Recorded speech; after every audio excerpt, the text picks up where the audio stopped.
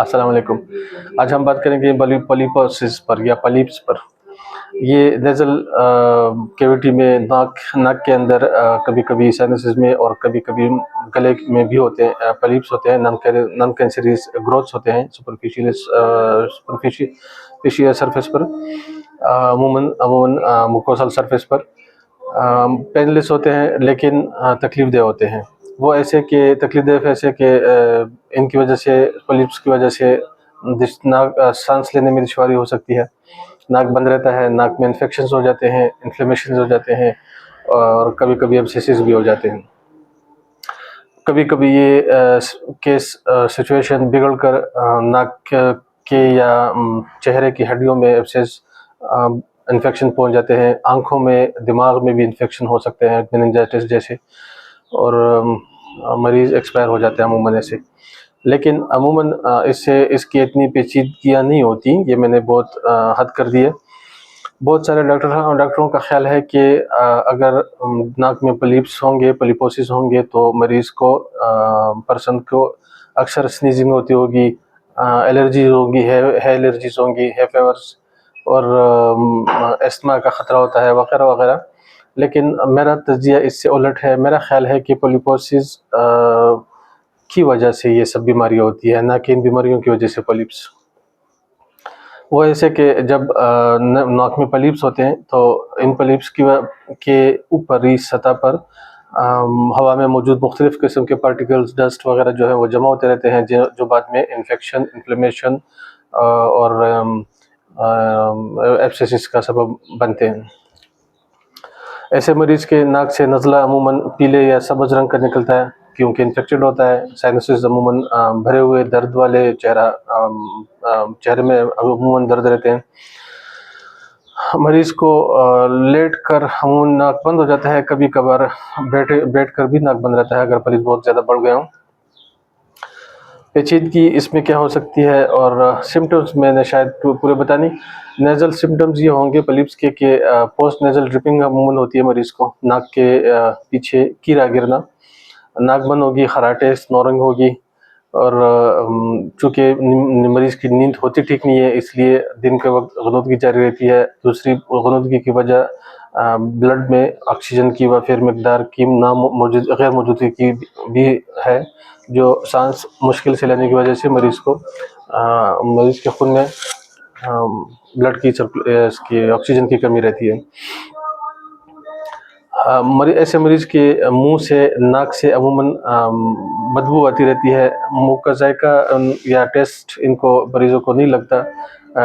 Sense of taste, sense of smell इनके कम या बहुत हद तक कम या ख़त्म हो चुके होते हैं। अच्छा, इनके कॉम्प्लिकेशंस क्या हो सकती हैं? कॉम्प्लिकेशन एब्सेसिस हो सकते हैं। एब्सेसिस मज़ीद पेचीदा होकर हड्डियों में एब्सेस हो सकता है, हड्डियों में नेक्रोज हो सकता है, गैंग्रीन हो सकता है। ये इन्फेक्शन अगर दिमाग तक या आँखों तक या पहुँच जाए या कानों में पहुँच जाए तो ज़्यादा पेचीदगियाँ पैदा करता है। एलोपैथिक ट्रीटमेंट क्या होगा? एलोपैथिक ट्रीटमेंट इसका कोई भी नहीं है। एलोपैथ्स सिर्फ स्टेरॉइड्स और एंटी इन्फ्लेमेटरी एजेंट्स एडवाइस करते हैं ताकि सांस लेने में आसानी हो जाए, आर्जी आसानी हो जाए। एंटीबायोटिक्स अगर नाक में इन्फेक्शंस हो, एब्सेसिस वगैरह होते हैं, एंटीबायोटिक्स साथ में एडवाइस करते रहते हैं। इसके अलावा सर्जरी एडवाइस करते हैं, पोलिपेक्टमी, जो नाक से पॉलिप्स वगैरह को ऑपरेट करके रिमूव कर देते हैं। एक और तरीका भी है बलून्स साइनोप्लास्टी। ये नाक के अंदर, साइनसेस के अंदर एक गुब्बारा, ये बलून रख कर आहिस्ता आहिस्ता फुला देते हैं ताकि नाक खुल जाए और मरीज़ को सांस लेने में आसानी हो। लेकिन ये मेरी बिल्कुल तबीयत पे नहीं है क्योंकि पॉलिप्स तो हमने फुला कर, बलून फुला कर साइड पे कर दिए हैं, लेकिन पॉलिप्स अपनी जगह मौजूद हैं, जिनमें मुस्तकबिल करीब में गैंग्रीन या इन्फेक्शंस या इन्फ्लेमेशंस या एब्सेसिस हो सकते हैं। फंक्शनल एंडोस्कोपी ये अमूमन साइनसेस के लिए किया जाता है। इसमें एंडोस्कोपी के करते दौरान ही कभी अमूमन बल्कि डॉक्टर लोग साइनसेस पॉलिप्स निकाल भी देते हैं। लेकिन मैं ये यहाँ बता दूं कि चाहे कोई भी तरीका अपनाएं, एलोपैथी का बलून रखें या सर्जरी से पॉलिप्स निकालें, 99.9% केसेस में पॉलिप्स दोबारा हो जाते हैं। और उसकी वजह ये है कि पॉलिप्स तो हमने हटा दिए हैं, लेकिन पॉलिप्स की जो मदर काज है, जो रूट काज है, वो तो अब पीछे मौजूद है। एक पॉलिप आप हटाएंगे, 2, 3 या 10 और निकलेंगे, इसलिए पॉलिप्स हटाने का कोई भी फ़ायदा नहीं है, बल्कि काज ऑफ पॉलिप्स को ख़त्म करना ज़रूरी है।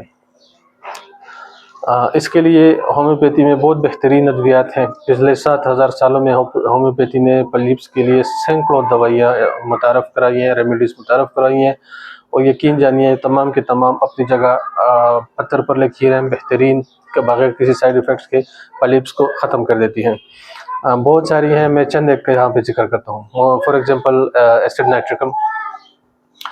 नाइट्रिकम ऐसे पॉलिप्स जो सुपरफिशियल हो, यानी नाक के स्किन के सरफेस पर हो, अमूमन लटके हुए होते हैं। एक पॉलिप होता है लटका हुआ और लंबा होता है, लंबूतरा। इनसे अक्सर खून रसता रहता है, मवाद गंदा, गलीज और बदबूदार खारिज होता है। अमूमन इन्फेक्शन की वजह से मवाद फुजले का, नाक के फुजले का रंग पीला या सब्ज होता है।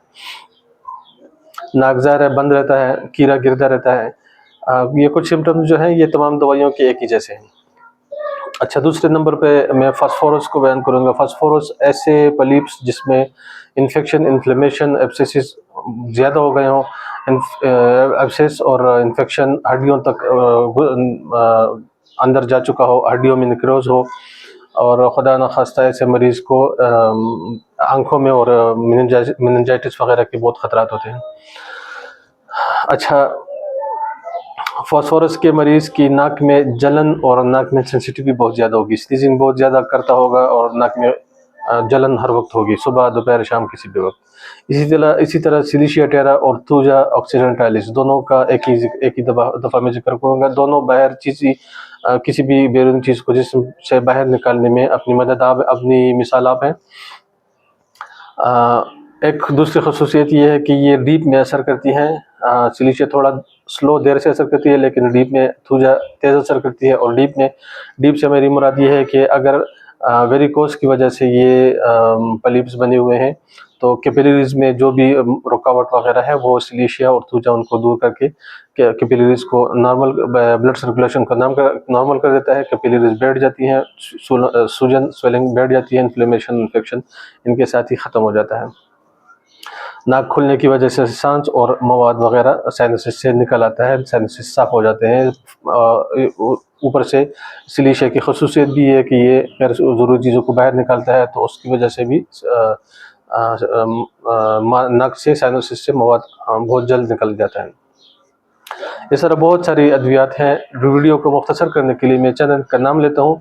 बाकी तमाम अद्वियात की डिटेल देखने के लिए आप स्क्रीन पे जो आपको लिंक नज़र आ रहा है, इस लिंक पे क्लिक करें। डिस्क्रिप्शन में भी आपको यही लिंक मिल जाएगा, इस पर क्लिक करें, वेबसाइट पे जाएं, वहाँ से तमाम अद्वियात का डिटेल लें, अपनी मर्ज़ी का कम्बिनेशन बनाएं, अपने मरीज़ों को दें, और यकीन जानिए कि बहुत जल्द, बहुत मुख्तसर वक्त में ये इससे पॉलिप्स ठीक हो जाते हैं।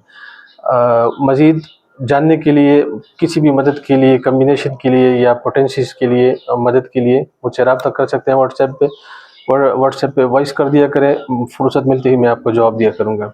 बहुत शुक्रिया। अपना और अपने मरीज़ों का ख्याल रखिए। Thank you.